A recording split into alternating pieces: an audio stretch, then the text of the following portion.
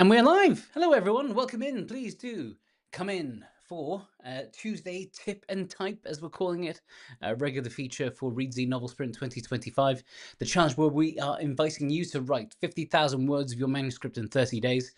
Something similar but legally distinct to NaNoWriMo, although they're out of business, so I imagine their lawyers aren't going to mount up against us. But we're so glad that you are joining us here on this Tuesday. We're going to do a bunch of things, including a couple of writing sprints in a while. But as you may notice from the title, this week we are going to have a little bit of a focus on the idea of raising the stakes. We are approaching maybe the 2/3 part of the challenge. You may be deep into Act 2 and things might be getting a little bit baggy. So it's never a bad thing to make sure that the stakes are tightly honed. So while we are getting started, do let us know where you're coming from today. If you actually want to say how you're doing so far, where you are within the challenge, that's always very, very appreciated. I've got there is a little window here. Hello. Good to see everyone here. Well, let's get started because as we'll soon discover, we have a bit of a time crunch. But away we go. Welcome to Tuesday Tip and Type.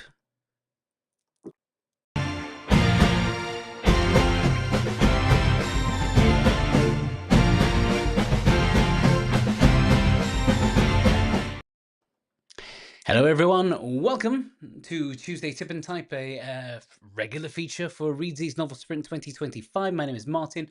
I'm from the team here at Reedsy, wanting to welcome you to day number 18 of the Novel Sprint Challenge. If you are tuning in live, do let us know where you are in the challenge, how it's going for you. I'm pretty sure you'll find some good support within this group. And within this session, we're going to run a couple of writing sprints. So wherever you are, we're going to add some numbers to that. But before we kick off with all of that, I have a very special guest I would love to bring on.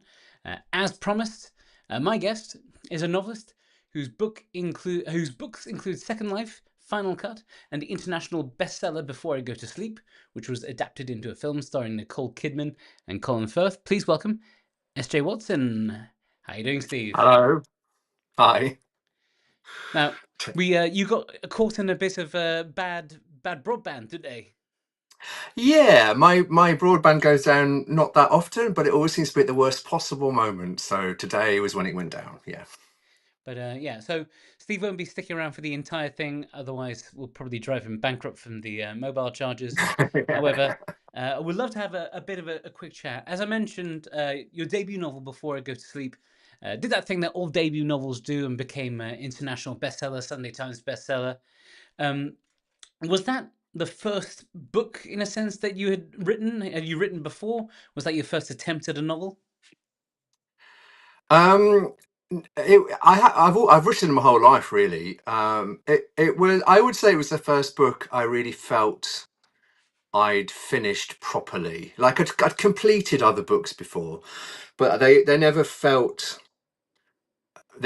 kind of as if I'd brought them to a point I was happy with them. They always felt like I suppose they felt abandoned rather than finished. Even there was one I'd finished and then edited, but I still wasn't happy with it. But so it was the first one I sort of finished and felt, yeah, okay, that's done. I can't make that any better. So What do you yeah, think the kind of. key?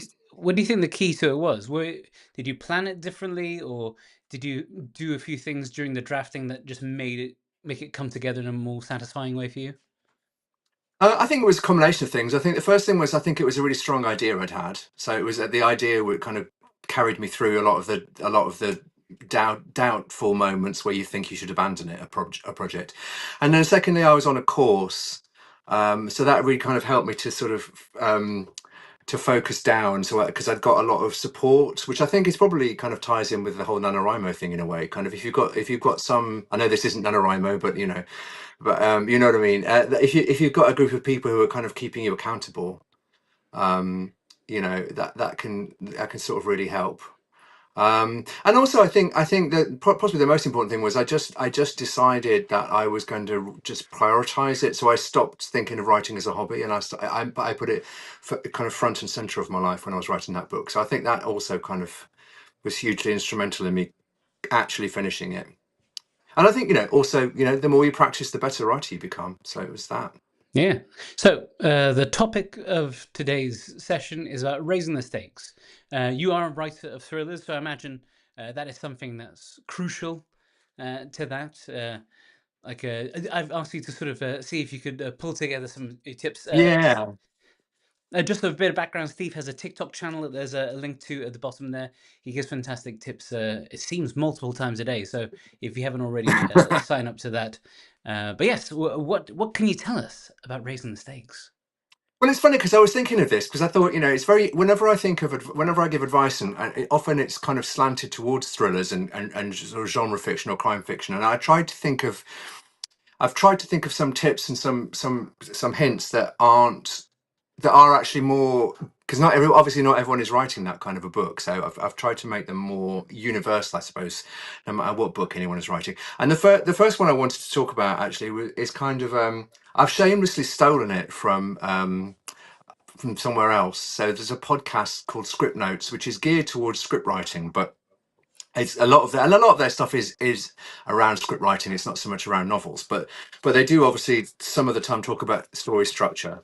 And so I've chosen this to talk about because they're big fans of Pixar, because even if you're writing a story which is completely nothing to do with the kind of Pixar universe, Pixar are really good at raising the stakes in their stories. So I wanted to talk about Finding Nemo, because if you think Finding Nemo, what Pixar do really well in that film is they give Marlin the kind of the fish that is Finding Nemo. He's lost a child. Essentially, he's lost a child, and many people would stop there, and they would think because that's a fairly high stakes problem or a fairly high stakes issue. But what Pixar do really well is they kind of ramp it up in this kind of, you're god of your world, and they kind of really do pile on the pressure and pile on the stakes. Because not only is Marlin lost a child, but at the very beginning of the film, we see him. Not only do we find out that he's lost his only child, but he's also lost his wife, and he's also witnessed essentially the murder of all of his other children except for one. So they've kind of really raised the stakes for this character. Um, and I think most people would stop there, but Pixar don't even stop there. They then make the only child he has left, the only link he has with his whole old life, the only link he has with what used to be his version of happiness, I suppose. They've made Nemo disabled as well, so he has the one flipper is too small. Is abnormally small. So they've kind of, I think that's a really good thing to think about. How can you, I mean, it sounds horrible and kind of cruel, but how can you just make it even worse for your protagonist so they have more to lose? There is more at stake. How can you design your character at the very beginning of your story to make sure it's maximum impact, and that this quest that they're on, whatever it may be, whatever form it might take, really digs deep and can hurt them a lot. Um, so basically, how do you cause your character maximum pain? So that was the first thing I would like people to think about. So like in your story, I'm referring to my notes here. In your story, what does failure force your character to feel again, and how could you make that hurt even more? So that was the first one. Um, and then the second one. Sorry, go on. Yeah. No, I quite like that idea. You're creating a character that you're supposed to love and your readers are supposed to love, and then you turn the screws and Yeah. make life as bad as you can for them. Yeah. Well, exactly. And yeah. I mean, this is the opportunity we have in life, isn't it, to make life really bad for fictional people. And we should do it. We don't exist as authors, as creators of characters, to make life easy, because that's almost the very opposite of raising the stakes. If life is easy for these people, if they get what they want, any story is about a character who wants something. um but if you want to really raise the stakes on your story, you need it to be something that they need rather than just that they want, something that is kind of catastrophic if they don't get it. So it can't just be, you know Marlin doesn't just want a bigger, I know he's a fish, but A house. bigger piece of You can't have coral. a character yeah, yeah, a bigger piece of coral, exactly. That would be like, well, okay, well, we all want a nicer house, but you know So that's the first one. Cool. Was it? I know folks are sort of itching to write, but Steve, if you have your second one, I might ask you for Yeah. that, and then we'll leave it at that and give you your evening back, and then set to do some writing Okay. amongst ourselves. All right. Well, the second one was a bit of a swear from Pixar and Nemo. Is I wanted to think about Silence of the Lambs, um, because I think it really helps to make the stakes for your character internal, so not just external. So obviously with Clarice Starling in Silence of the Lambs, she has the external goal, which is to rescue or save I think she's a senator, isn't she? She's a politician anyway, the politician's daughter, from this horrific serial killer. But what Thomas Harris does in that story really well is, for Clarice herself, it's not just about saving the senator's daughter, it's about stopping the lambs from screaming. So if she fails in this task, essentially it's kind of cementing her trauma and making it permanent, and almost sort of proving the external stakes can be kind of life or death, which is one level of stakes, but the internal stakes, in that case, are her identity and her sanity. If she doesn't do this, it's kind of everything she believed, all of the bad stuff she believed about herself, that she's trying to prove wrong, is actually proven to be true. So it's really worth digging into your character about what is their worst fear about themselves, and how can these story stakes really test that and make it so it's almost it's life and death, but for their sanity.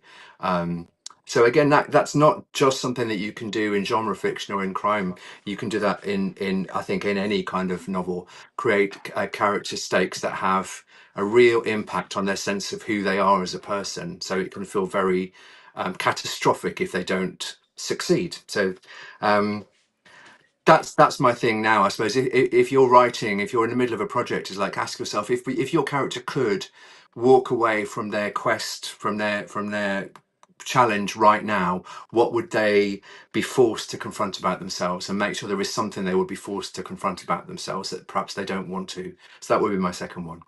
Amazing. Thank you so much for that, Steve. Before you go, is there anything you'd like to mention or plug? I already spoke about your Twitter, but you have a Substack as well, right? Yeah, I have got. I've kind of because I've been doing 3 TikToks a day or something.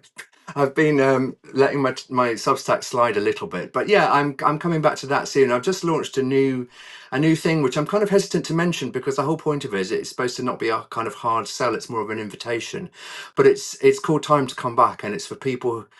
It's my idea is it's a supportive place for anyone who feels that their creative self needs a bit of that they've moved away from their creative soul, I suppose. But that's very early days. You can find it through my Substack, but I literally launched it yesterday, so I Jackie hesitate Morrison to here even is say a it's a is a plug. fan of your Substack. Sorry. Jackie Morrison here in the comments is a fan of your Oh, great. Substack. You probably can't see it on Oh, your that's phone lovely. screen. Uh, Well, cool. thank you. I'm glad because sometimes it feels like I'm writing for and no one's listening, but it's great. So it's great to hear that people are. Excellent. Well, thank you for spending this Tuesday evening with us. Hope to see you again at some point, Steve. Hope the internet comes back. Well, they say 3 a.m., so that's about 6 hours where I am. So hopefully. God, I hope your sanity holds up Well, without yeah, the you internet, realise as how everyone much of else. my life is dependent on internet. I can't even watch TV because it's all coming through the internet. So I might have to read a book or something, or even do some work. I don't know. Oh, good Lord. No. All right. Heaven Thank forbid. you so much, Steve. I'll see you. Yeah, see you soon. Cheers. Thank you. And good luck, everybody. Thank you. Cheers. Bye. Okay, so everyone, if you are ready to get some writing done, if you are taking part in the Reedsy novel sprint, crank up Reedsy Studio, start typing in there. We're going to do a 10-minute writing sprint. We'll see you at the end. Ready, set, ooh, sweet. I'll get some music going. Ooh, yes.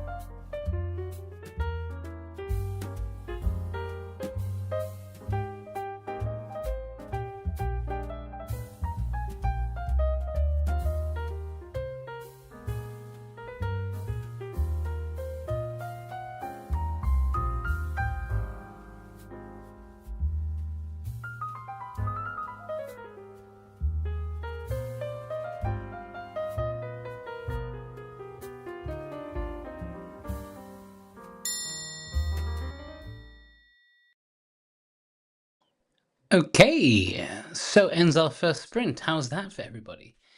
Some people in the chat talking about some music options. Asia Serious love to get some music inspiration. Whenever they listen to whatever they listen to is either too mellow, too sad, or too catchy. They enjoyed that one. And then we had some other folks in there. Winzani gave a recommendation of the Cyber City Moods channel. Fantastic. I'm old school. I listen to the lo-fi hip hop tunes, either the one with the raccoon or the Japanese teenagers studying. But all good options, all good for just dialing in. How was that for everyone? Ringcat found 462 words. Excellent.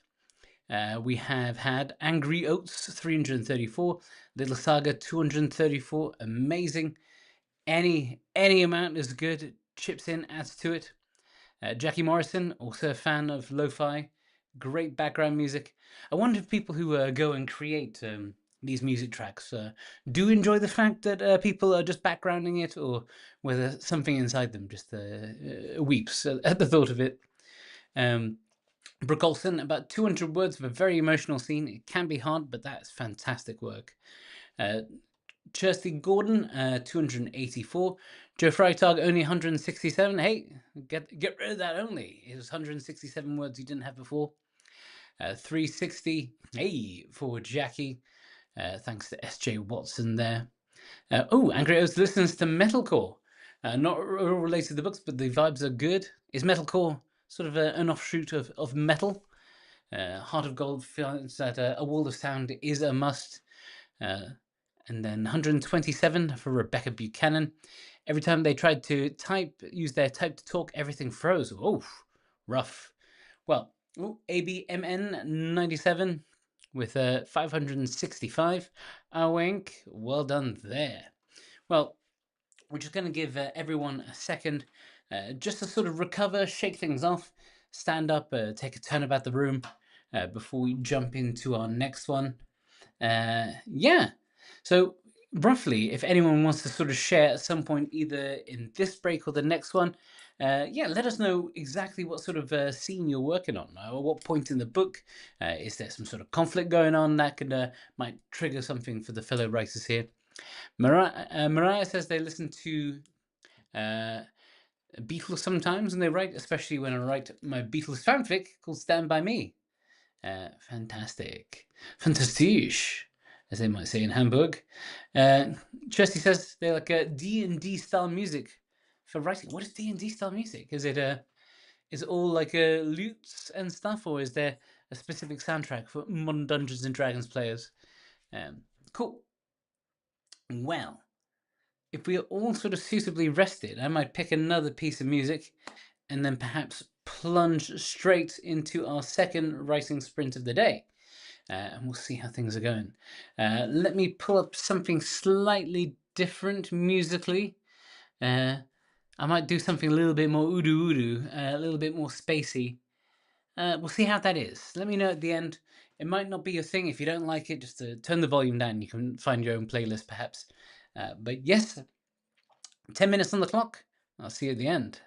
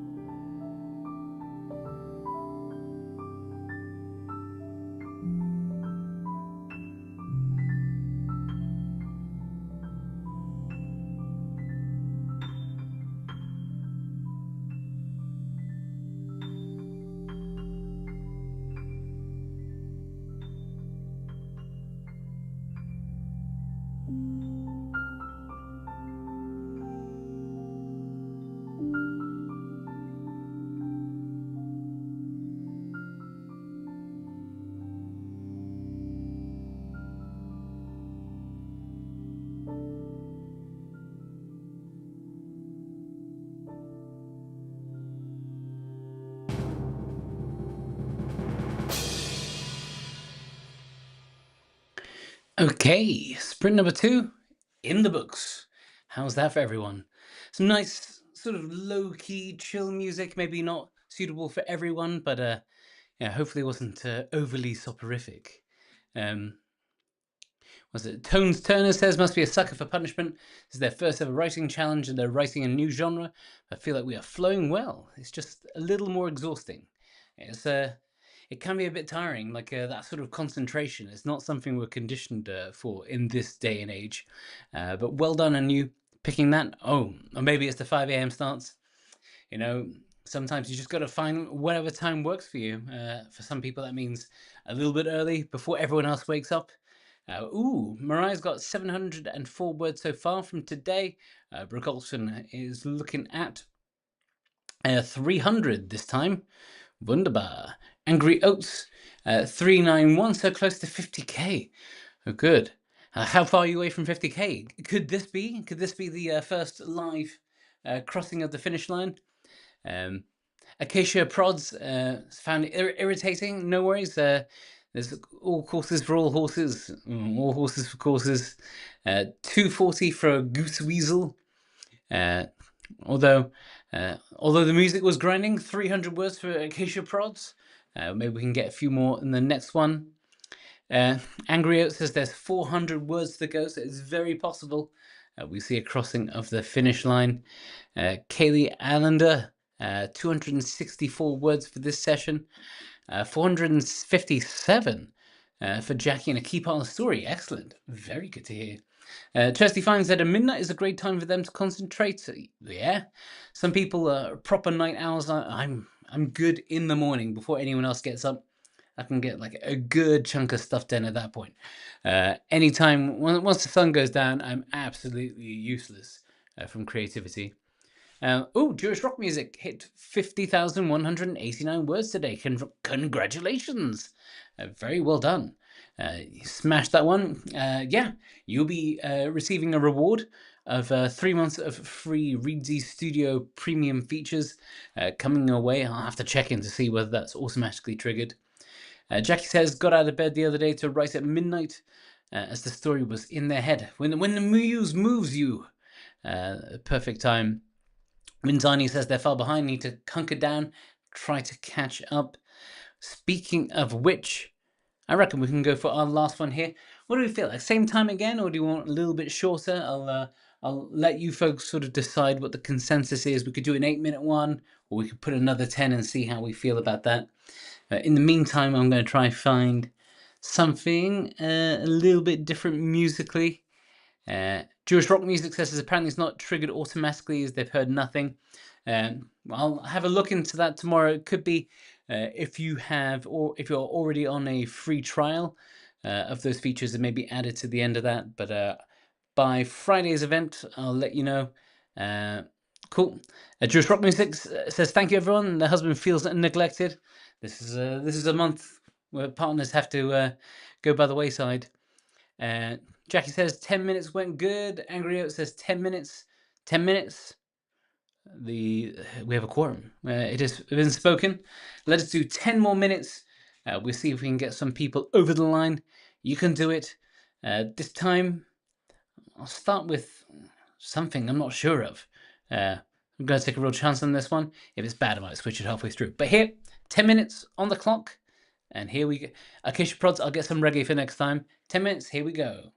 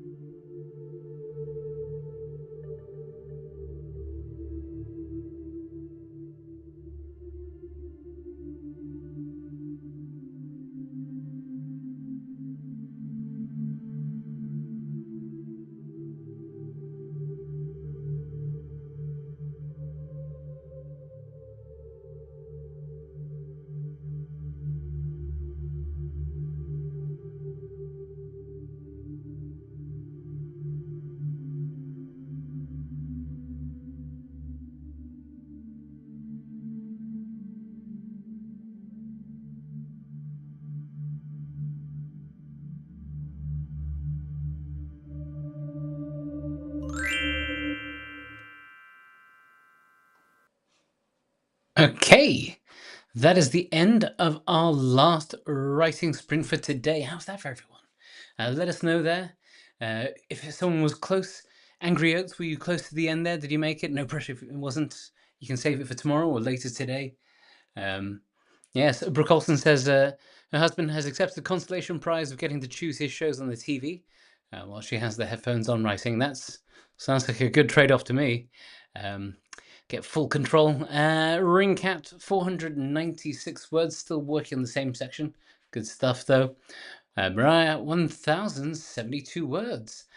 Oh, Angry Oats, literally 15 words short from 50k. Hey, you can choose them right here, and let us know, and we can give you a good old clap. We'll certainly wait for it. But just want to let you know what's going on for the rest of the week. Tomorrow, we have Wednesday Writers Club.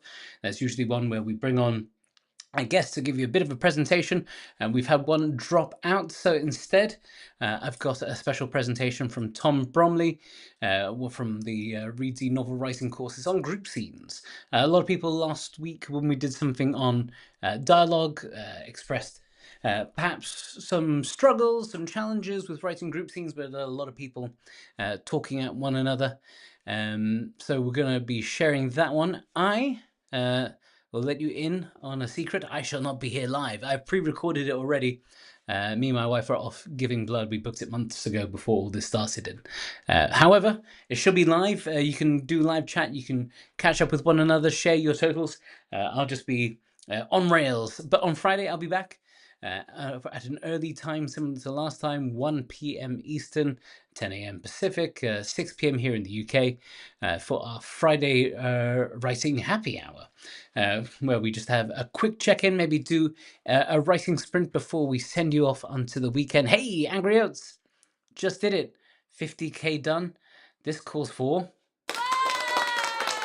I was hoping there'll be a bit more dramatic. Here, I'll give you a DJ air horn. Well done, well done. So happy for you, so proud of you. Thank you, Angry Oats, for sharing this moment with us. That's very exciting. But hey, if there's more to do, then keep on going. There's no reason why you can't keep going and hit your stretch goals. Anyway, that is me for today. Feel free to head to the Discord. The links are in the description below if you want to keep the chat going with a community. If you want to arrange your own little writing sprints, head down to the Discord. You can find the invite link there, and you'll find plenty of people taking part in the novel sprint this year.